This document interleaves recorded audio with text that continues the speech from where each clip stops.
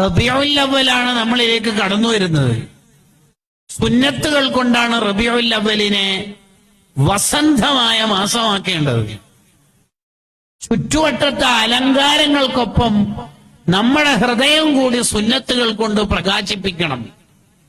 അപ്പോഴാണ് അലാ ബിദിക്രില്ലാഹി, ദിക്റുള്ളയായ മുത്തുനബി സല്ലല്ലാഹു അലൈഹി വസല്ലം തങ്ങളെ കൊണ്ട് തത്മഇന്നുൽ ഖുലൂബ്, നമ്മുടെ ഹൃദയം പ്രകാശിക്കുക.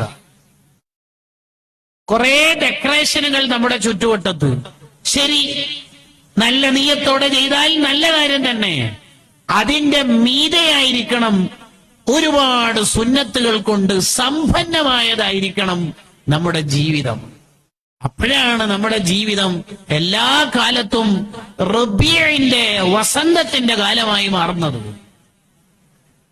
അപ്പോഴാണ് നമ്മുടെ ഓരോ റബീഉൽ അവ്വലും സാർത്ഥകമായി മാറുന്നത്.